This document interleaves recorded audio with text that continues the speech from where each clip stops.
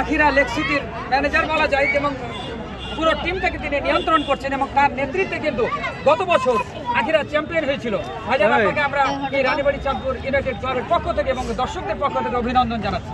ধন্যবাদ আপনাকে, সেই সাথে ধন্যবাদ জানাচ্ছি আমার দলের যারা খেলোয়াড়বৃন্দ, আমাদের যারা সমর্থক, বিশেষ করে আমাদের গ্রামবাসী যারা খেলা প্রিয় অত্যন্ত। আলহামদুলিল্লাহ আমরা গত বছর চ্যাম্পিয়ন হয়েছি এই মাঠে। আমরা আমাদের জয়ের ধারা বজায় রাখতে পেরেছি এবং আমরা অত্যন্ত খুশি।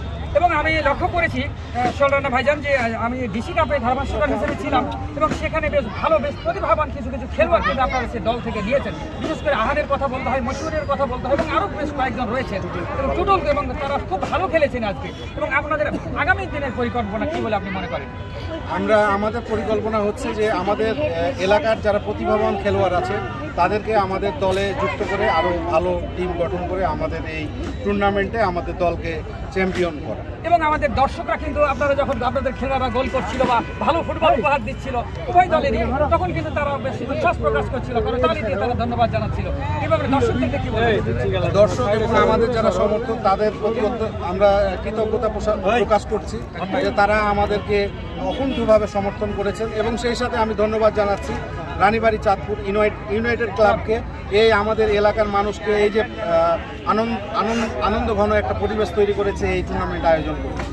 যাই হোক, আপনাকে ধন্যবাদ, আপনার দলের জন্য শুভকামনা রইল। আর আমাদের চ্যানেলের একটু বললেন ভাইয়ের কাছে। কাজেমি স্পোর্টস এবং সোনা মসজিদ টিভি, এই দুটি চ্যানেল এবং আরেক ভাই ছিলেন, তারা সকলেই কিন্তু সহযোগিতা করেছেন, অক্লান্ত পরিশ্রম করেছেন এবং এই খেলাগুলোকে দেশ এবং দেশের বাইরে ছড়িয়ে দিয়েছেন। এবং এই চ্যানেলগুলো সম্পর্কে আপনি কি বলবেন? এই যে কাজেম ভাই রয়েছেন, যাও কাজেম স্পোর্টস এবং সোনা মসজিদ ওয়াচ টিভি যে আমাদের বিভিন্ন খেলায় আপেল এবং মহিজুদ্দিন এবং কাজেম ভাই কাজেম স্পোর্টসের, তারা আমাদের এই শুধু আমাদের এই ফুটবল না বা এই মাঠেই না, তারা চাঁপাইনবাবগঞ্জের প্রত্যন্ত এলাকা থেকে শুরু করে পৃথিবীর সারাব্যাপী এই খেলাটাকে আমাদের ছড়িয়ে দিচ্ছে দর্শকদের মাঝে। তাদের প্রতি ধন্যবাদ এবং কৃতজ্ঞতা।